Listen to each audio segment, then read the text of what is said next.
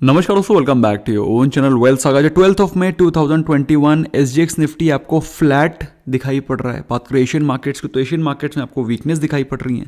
कल के दिन वर्ल्ड क्रॉस आपको वीकनेस दिखाई पड़ रही थी। भाई एसजीएक्स निफ्टी 14,850 के नीचे ट्रेड कर रहा है। दैट इज माइल्ड नेगेटिव, लेकिन ये माइल्ड से डीप नेगेटिव होने में समय नहीं लगेगा, क्योंकि क्या दिखाई पड़ रहा है चार्ट पे वो तो मैंने इवनिंग में आपको डिस्कस किया था आपके साथ। हाउएवर जो इंपॉर्टेंट लेवल्स है वो मैं अभी आपके साथ फ्रेश डिस्कस करूंगा।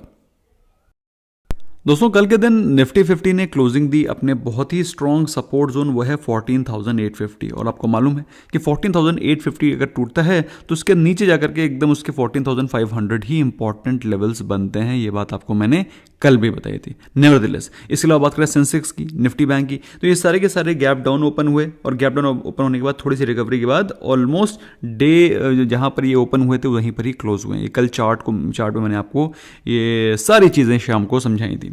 यस, कल के दिन PSU banks, PSU stocks, mid cap small cap stocks में कुछ अच्छे quality of mid cap small caps में आपको बाइंग दिखाई पड़ी। उसके पीछे भी कुछ इंपॉर्टेंट रीजंस हैं, उसको हम लोग आगे डिस्कस करेंगे।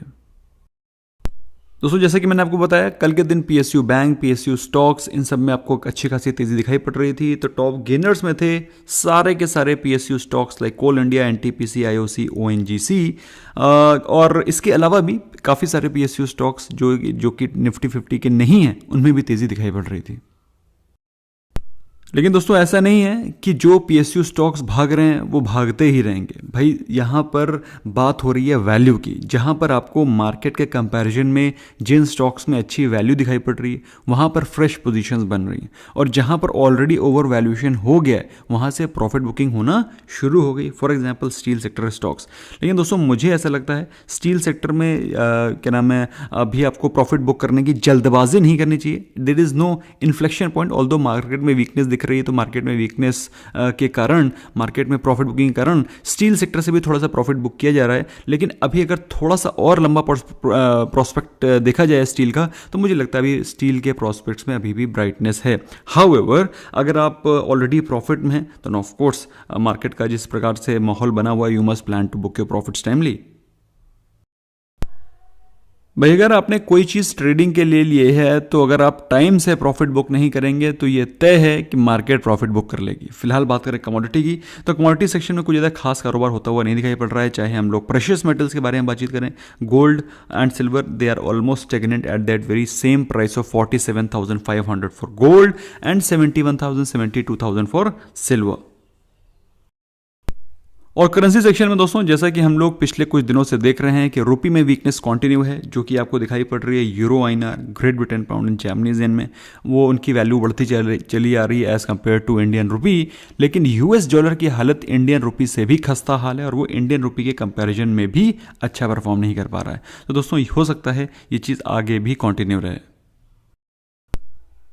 तो दोस्तों मैक्रो समझने के बाद जरा क्विकली हम लोग देखते हैं कि आज के दिन निफ्टी 50 के क्या लेवल्स हो सकते हैं। तो कल के दिन जो निफ्टी 50 में क्लोजिंग हुई है, the closing which we witnessed yesterday was 14,850, जो कि एक स्ट्रॉन्ग सपोर्ट जोन है। लेकिन जैसे ही ये टूटेगा दोस्तों, in case if it breaks then slow and by we will start to touch towards 14,800 and thereafter 14,700। दोस्तों ये वो लेवल्स हैं जहाँ पे आपको मार्केट आती हुई आज दिखाई पड़ेगी। So you should be mentally prepared. अगर बाई चांस 14,800 टूटता है तो 14,700 विल बी विजिबल टुडे। लेकिन दोस्तों जैसे कि मैं आपको हमेशा बताता हूं कि you should always be aware कि अगर बाई चांस कुछ पॉजिटिव न्यूज़ आ जाती है, एकदम से सडन बाउंस बैक होता है, तो फिर आपका 14,900 के लेवल्स आपको इंटरडे में दिखाई पड़ सकते हैं। ऑफ कोर्स 14,900 टूटता है तो 15,000 भी आना तय है, लेकिन chances of which are very मियागा। अच्छा, निफ्टी बैंक के बारे में दोस्तों बात करें तो कल के दिन जो क्लोजिंग हुई है वो है 32,872, 270 पॉइंट की गिरावट थी कल। और वो गिरावट क्या थी, बेसिकली गैप डाउन ओपनिंग हुई और गैप डाउन ओपनिंग के बाद वो ऑलमोस्ट अपने उसी लेवल पर क्लोज हो गया। तो जो आपको ये 270 पॉइंट्स दिखाई पड़ रहे हैं, दे आर मोर और less gap down.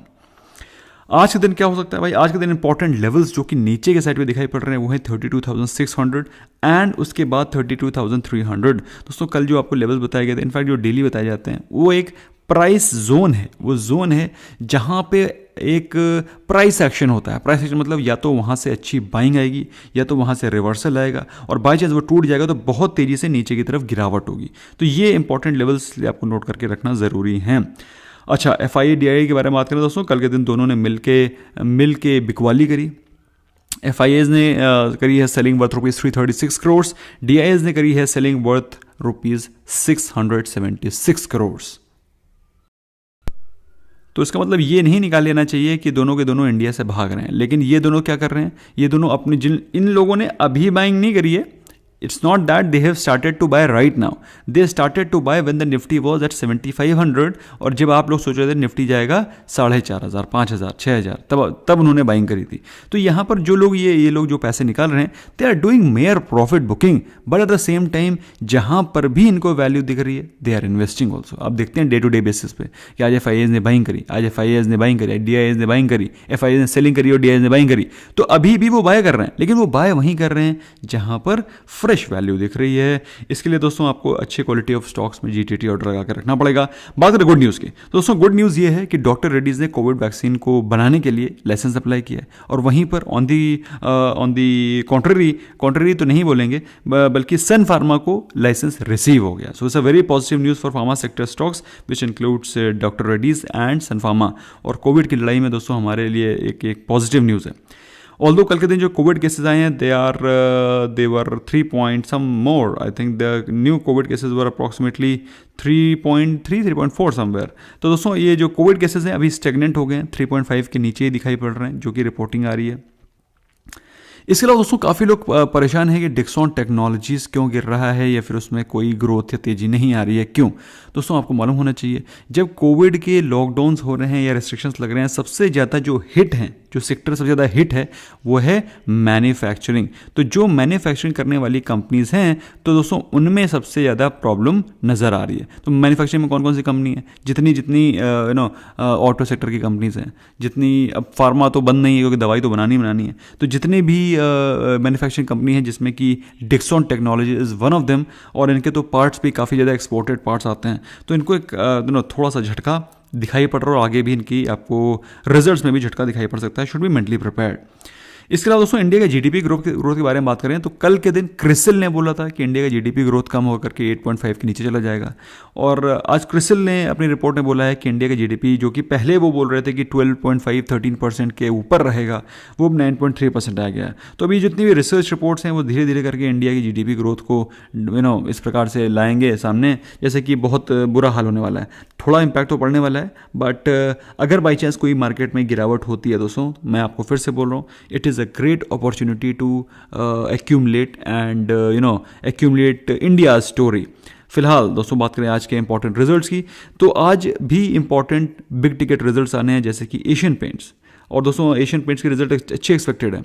Lupin, UPL, Apollo tyres, Tata power, इसके अलावा ब्रोसिल रिन्यूएबल्स काफ़ी तेज़ी से स्टॉक चढ़ा है। Happiest Minds, very good results are expected, इसका स्टॉक भी अच्छा खासा चढ़ चुका है।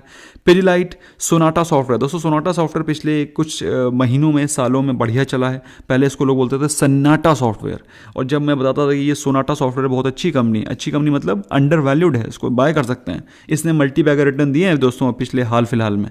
तो फिलहाल सोनाटा सॉफ्टवेयर के रिजल्ट्स आ रहे हैं। वैभव ग्लोबल अगेन अभी इसका रिसेंटली स्प्लिट हुआ था। तो ये इंपॉर्टेंट रिजल्ट्स दोस्तों आज आने हैं which you should focus at.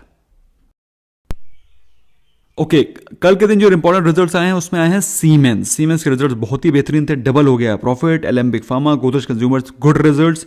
Granule 700%, my God, 7 Guna profit हो गया है जो पहले के कंपैरिजन में, बहुत ही शानदार। लिंडे इंडिया का भी बहुत ही बेहतरीन परफॉर्मेंस रहा है। महिंद्रा APC का रिजल्ट्स मैं आपको टेलीग्राम पे पोस्ट करूंगा। मैट्रिमनी न्यूलैंड, तो दोस्तों ये सारे इंपॉर्टेंट रिजल्ट्स मैं आपको टेलीग्राम चैनल पे पोस्ट करूंगा। You must not miss to join that, आपको काफ़ी अच्छी इन्फॉर्मेशन टाइमली मिलती है, जो काम की इंफॉर्मेशन है वो आपको मिलती रहती है। अच्छा, इसके अलावा दोस्तों आज के दिन करना क्या है? आज के दिन दोस्तों मैंने इसमें एक लाइन चेंज नहीं करी है, which I have posted yesterday, same line I have included. Market at resistance level में try to correct to 14,500 levels, ये मैंने कल लिखा था। मैं आज भी इसी बात पे अडिग हूं कि अगर 14,850 या फिर मैंने तो ये तब लिखा था जब 15,000 के लेवल थे, तो 15,000 के लेवल से अगर बाई चांस रिट्रेसमेंट होता है तो आपको 14,500 के लेवल्स दोबारा दिखाई पड़ सकते हैं। तो मुझे अभी भी ऐसे ही लगता है कि you may see 14,500 levels may be this week only. अच्छे क्वालिटी ऑफ स्टॉक्स को लेने से चूकना नहीं है दोस्तों, क्योंकि अल्टीमेटली अच्छे क्वालिटी ऑफ स्टॉक्स बढ़ेंगे, कोविड का केसेस कम होंगे और अल्टीमेटली ये ये मौके दोबारा नहीं आएंगे। तो दोस्तों अच्छी क्वालिटी ऑफ स्टॉक्स में जीटीटी ऑर्डर लगा करके रखें, अदरवाइज आपको कंफ्यूजन है तो WSG SIP का मैंने लिंक दे रखा है, that is the best collection of stocks of Indian market with 15% plus CAGR as of now. Okay, that's all from my side, friends. Thank you so much for giving a precious time. I hope you learned something new. Bye bye for now.